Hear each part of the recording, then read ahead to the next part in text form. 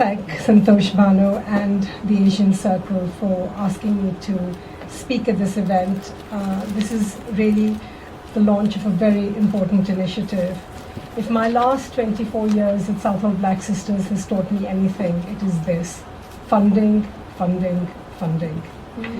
The time that we would like to spend delivering frontline services is spent instead on raising funds, without which we'd have no money to deliver anything.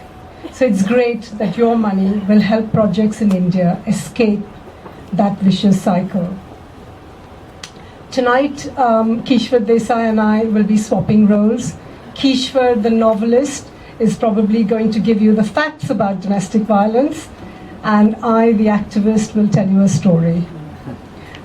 Because I can't think of a better way of imagining a world without violence against women. Because that's why we're here, right? I want you to consider how deceptively simple that sounds, but how revolutionary it is, in fact, to imagine. Especially for women, because before we imagine, we have to question. And that is a habit that has not been encouraged in us. So weighed down are we from the moment of birth by preconceptions about our role in the so-called natural harmonies of this world, that to question is nothing short of revolutionary. To imagine is to see beyond the status quo the possibility of a new world, a new reality. Starvation does not allow the hungry to imagine food. Our senses, cultural tradition, and lack of power click into place, lock down our imagination, and so it becomes our secret garden. To share it, we need courage and hope. So here is my story. In a dark, airless barn with bales of straw and smelling of dried buffalo dung, an old woman scraped the black carbon grime off a wedding carriage with a hardened fingernail. A 12-year-old girl watched as the silver struggled to shine through and glint in the small tunnel of light that had entered through a hole in the barn door. She looked up in wonder at this near-sighted woman with the pendulous breasts and the gnarled hands, and tried to imagine her as a young bride about the same age as herself, removed from her mother and being pulled by bullock cart to her new home with a 16-year-old boy whose temper was yet to leave his imprint on her. Though that woman was my grandmother, and that little girl was me. I had heard stories, the stuff of legend about her life, which I dared not put to her, not because she would get angry. That had been beaten out of her a long time ago, but because there are silences that pad out the fabric of all family life. And if you poke at the silences, you're in danger of puncturing the fabric. I could tell you stories of how she had to make hot chapatis for my grandfather, one by one, run down the dangerous spiraling staircase from the kitchen to the men's quarters, where he ate, run back up again, make the next one, and make sure it reached him before he had finished the last one, or else he would throw the iron bucket at her, the same bucket in which buffalo milk was delivered in the mornings. I could tell you stories of how she had 13 children and only 5 survived. Her deep physical and emotional loss that no one talked about, least of all her. Another one of those silences which shrouded the violation of her body.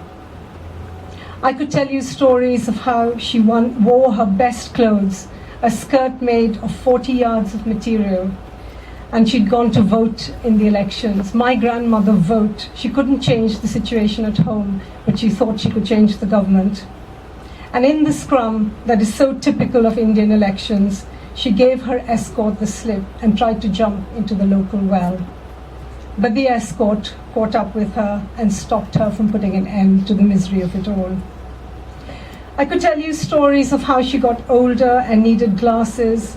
They were often without lenses, and we children laughed at her as she burnt her fingers or step blindly into the mud.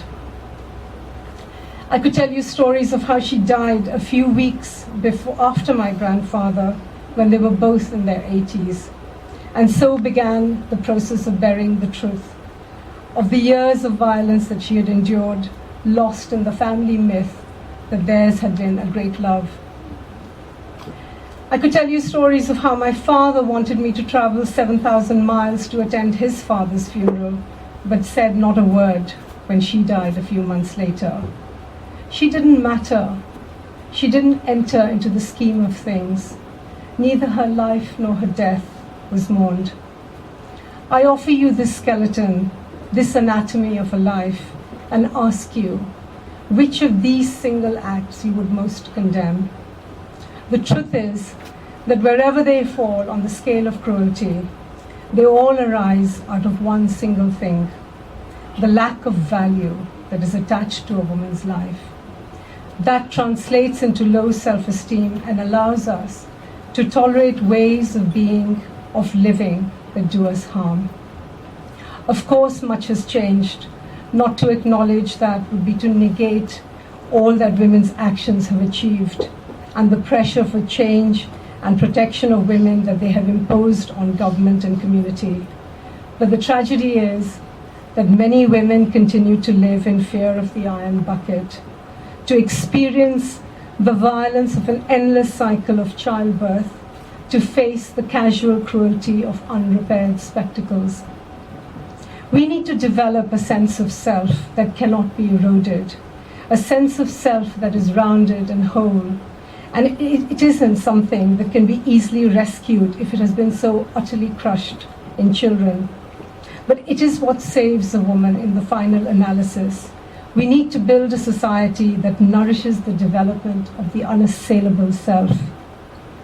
I remember talking to Kiranjit Ahluwalia shortly after she came out of prison, where she'd served 3 years for killing her brutal husband, and how troubled she was by the women she met at Southall Black Sisters. Had they sustained a deeper cut, a bigger bruise, more broken limbs?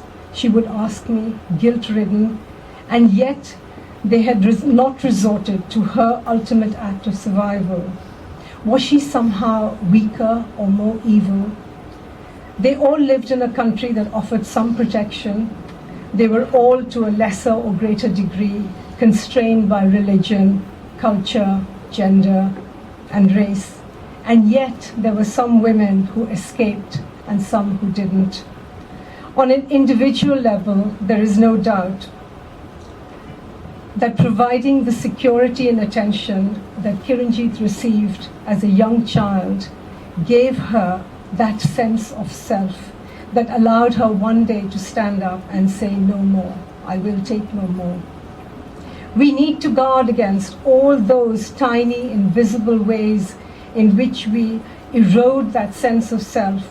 Every time we tell a young girl to dress modestly and not to attract attention to herself in manner or makeup, every time we praise one body image over another, every time we elevate certain ideas of beauty above others, every time we blame her behavior for being raped or assaulted, for being drunk, for being promiscuous, for being out at night, in short, for doing any of the things that would be acceptable for men.